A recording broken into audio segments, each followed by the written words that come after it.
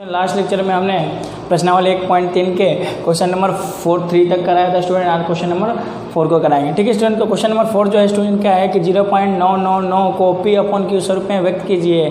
क्या अपने उत्तर से आश्चर्यचकित है? अपने अध्यापक और कक्षा के सहयोगियों के साथ उत्तर की सार्थकता पर चर्चा कीजिए। ठीक है स्टूडेंट, तो आपको पहले क्या करना है कि इसको P/Q स्वरूप में दर्शाना है। ठीक है, तो हमने बताया था कि इस टाइप का अगर क्वेश्चन आए तो क्या करना है। ठीक है, तो सबसे पहले हम क्या करेंगे, लिखेंगे कि माना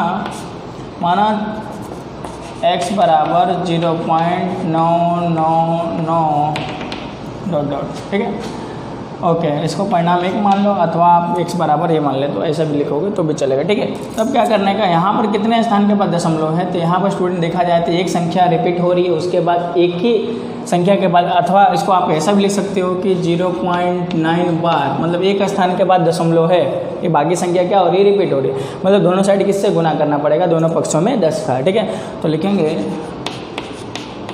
दोनों पक्षों में 10 से गुना करने पर, ठीक है, दोनों पक्षों में 10 से गुना करने पर, तो 10 गुने कितना हो जाएगा x, और यहाँ क्या हो जाएगा 10 गुने 0.999। ओके, तो यहाँ पर स्टूडेंट कितना हो जाएगा 10x, और यहाँ कितना हो जाएगा 9.999। ओके, परिणाम 2। अब आप इसमें इसके बाद के स्टेप में आप क्या कर सकते हो, ऐसा भी लिख सकते हो कि परिणाम 2 में से परिणाम 1 को घटाने पर, अथवा ऐसा लिख सकते हो कि दोनों पक्षों में x घटाने पर। ठीक है, तो अथवा आप ऐसा लिख देते हैं, मैं यहाँ पर लिख देता हूँ कि परिणाम 2 में से परिणाम 1 को क्या करने पर, घटाने पर। ठीक है, तो घटा देते हैं तो कितना हो जाएगा 10x, LHS में से x घटा दो और RHS में से RHS घट जाएगा, तो 9.999 वाले जो संख्या है उसमें से क्या माइनस हो जाएगा 0.999। ठीक है स्टूडेंट, संख्या माइनस हो जाएगा। ठीक है, अगर आप माइनस करोगे स्टूडेंट तो ये वाला भाग पूरा क्या हो जाएगा, 0 हो जाएगा, तो यहाँ बचेगा क्या x, और इधर कितना हो जाएगा 9x। तो स्टूडेंट यहाँ पर x जो 9 है, 9 जो है गुणे में है, इस तरफ आएगा तो किस में आ जाएगा, बटे में, तो 9/9 हो गया। ठीक है, तो इस प्रकार से 9/9 कितना हो जाएगा, 1 आ जाएगा। कैसे, 9 1 कम 9। ठीक है, तो इस प्रकार से आप आश्चर्यचकित क्या हो रहे हैं, इसने क्वेश्चन में ये पूछा कि क्या अपने उत्तर से आश्चर्यचकित है, सरप्राइज है, तो हाँ है, क्योंकि भाई 0.999 था, लेकिन इसका कैलकुलेशन करने के बाद, मतलब P/Q स्वरूप में अगर ले जाते हैं तो हमारा वैल्यू क्या आ जाता है, 1 आ जाता है। मतलब कि ये जो 0.9999 है जो है, ये क्या है, 1 के लगभग की संख्या होती है। ठीक है, ठीक है, तो अगले क्वेश्चन को देखते हैं स्टूडेंट। तो स्टूडेंट क्वेश्चन नंबर जो हमारा 5 हो गया स्टूडेंट कि 1/17 के दशमलव प्रसार में अंकों का पुनरावृत्ति खंड में अंकों की अधिकतम संख्या क्या हो सकती है, मतलब कि पुनरावृत्ति मतलब रिपीटिंग जो संख्या है वो क्या हो सकती है, ये हमको बताना है। ठीक है, तो इसको हम करेंगे भाग देकर, मतलब विभाजन प्रक्रिया द्वारा। ठीक है, तो आपको क्या करना है, 17 से 1 को भाग देना है। ठीक है, तो 1 जो है स्टूडेंट 17 से छोटी संख्या है, तो यहाँ पर 0 पॉइंट लगा दिया तो यहाँ 10 हो जाएगा। फिर 10 भी क्या है, छोटी है 17 से, तो यहाँ पर 100 हो जाएगा। तो फिर बाद में अगर अपने लेते हैं संख्या तो हमारे पास कितना आ जाएगा, 17 × 5 = 85। ठीक है, तो हमारे पास कितना बचा है यहाँ पर स्टूडेंट 15, फिर 0 लगा दो, फिर कितना हो जाएगा 17 8 136।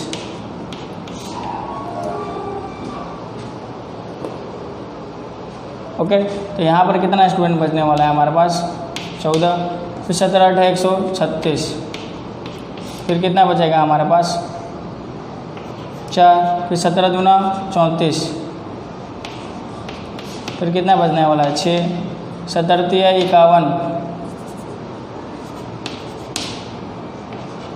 51। ठीक है स्टूडेंट, हमारे पास कितना बचेगा 9, फिर 17 × 5 = 85 ले लिए स्टूडेंट, तो हमारे पास कितना बचेगा 5, फिर आ जाएगा हमारे पास 17 दूना 34, तो कितना बचने वाला है हमारे पास 16। ठीक है, यहाँ आप ले सकते हो 17 9 153, तो कितना बचेगा 7। फिर 7 को 70 बना सकते हो, तो आप 17 से डिवाइड करना है वापस ये संख्या को। मैं यहाँ 7 को 17 से डिवाइड करना है 70 को, तो 17 बचे, 17 चौक कितना हो जाएगा 68 हो जाएगा। यहाँ लिख रहा हूँ मैं 68। तो कितना बचा हमारे पास 2, फिर 0, 17 एकम 17, फिर कितना बचा स्टूडेंट हमारे पास 3, फिर यहाँ 0, फिर 17 एकम 17,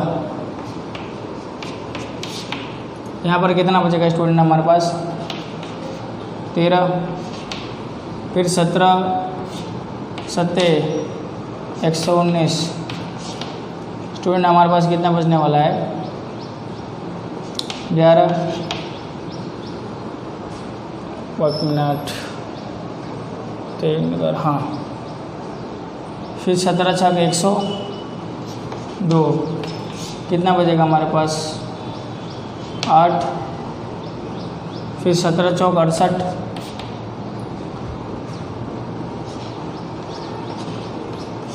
कितना बचने वाला है हमारे पास 12।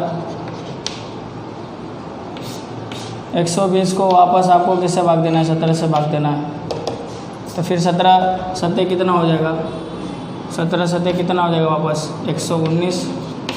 तो यहाँ पर कितना बचा 1 आ गया, मतलब यही संख्या वापस क्या हो जाएगी रिपीट, जो संख्या हमने ली थी वही संख्या वापस क्या हो गई रिपीट। तो कितने स्थानों के बाद स्टूडेंट रिपीट हो रहा है संख्या देखते थे 1 2 2 3 4 5 6 7 8 9 10 11 12 13 14 15।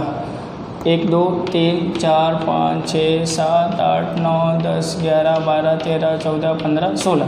तो 16 अंकों के बाद संख्या क्या हो रही है स्टूडेंट रिपीट हो रही है। ठीक है, तो ये जो संख्या रिपीटिंग होगी मतलब 1/17 के बराबर में आप क्या लिख सकते हो 1/17 के बराबर में 0.05888 2 3 5 2 9 4 1 1 76 और 47 के ऊपर क्या हो जाएगा स्टूडेंट 12 हो जाएगा।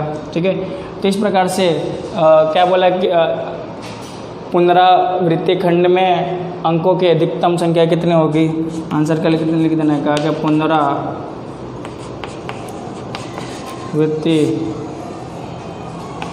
खंड में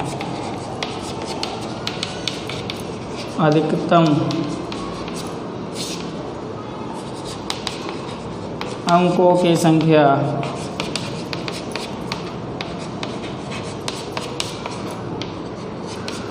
16 हो गई। ओके, इस प्रकार से स्टूडेंट इस टाइप के सवाल को सोल्व करने के। ठीक है स्टूडेंट, देखते हैं नेक्स्ट क्वेश्चन को। P/Q के रूप की परिमेय संख्याओं के अनेक उदाहरण लीजिए जहां P और Q पूर्णांक संख्या है जिनका एक के अतिरिक्त कोई उभयनिष्ठ गुण इनका नहीं है और जिसका शांत दशमलव निरूपण है।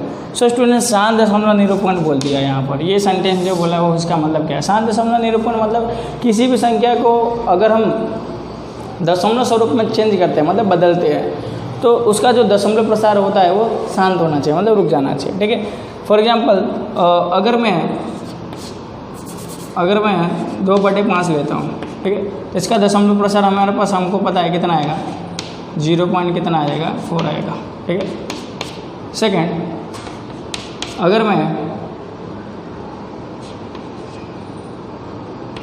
5/2 लेता हूँ तो इसका भी हमको पता है कि इसका दशमलव प्रसार कितना आ जाएगा 2.5। थर्ड अगर मैं 7/2 ले लेता हूँ तो इसका भी हमको पता है स्टूडेंट के दशमलव प्रसार क्या होगा 3.5। उसी प्रकार से चौथा अगर मैं 1/100 लेता हूँ तो स्टूडेंट हमको पता है कि 0.0 क्या हो जाएगा 1 हो जाएगा। तो ये सब यहाँ पर संख्या, इसके बाद दशमलव प्रसार हमको मालूम है कि इसका दशमलव स्वरूप भी जो है एक अंक के बाद क्या हो रहा है शांत हो जा रही है, यहाँ भी एक अंक के बाद क्या हो रही है शांत हो जा रही है, यहाँ भी दशमलव स्वरूप में एक अंक के बाद क्या हो रही है शांत हो रही है, यहाँ पर 2 अंक के बाद क्या हो रही है शांत हो रही है। एक और एग्जांपल ले लेते हैं। फॉर एग्जांपल अगर लेना चाहे तो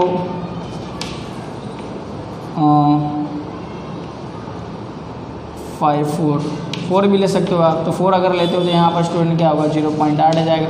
ठीक है, तो यहाँ पर एक चीज़ आपको कॉमन दिखने लगी कि यहाँ पर कोई भी संख्या हो P/Q स्वरूप में होता है। ठीक है, कोई भी संख्या अगर P/Q स्वरूप में तो उसका दशमलव स्वरूप मतलब दशमलव निरूपण शांत कब होगा। ठीक है, तो संख्याओं के दशमलव स्वरूप, संख्याओं के दशमलव स्वरूप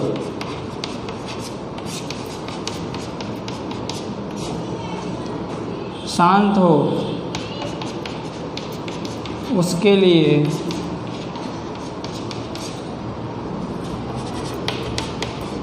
उनका हर 2m गुणे 5m स्वरूप में होना चाहिए।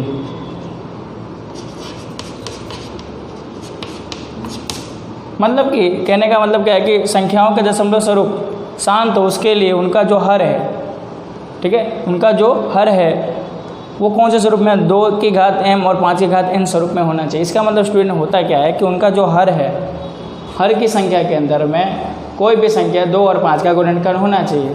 अगर 2 और 5 का गुणनखंड होता है हर की संख्या तो उसका दशमलव स्वरूप क्या होगा स्टूडेंट शांत होगा।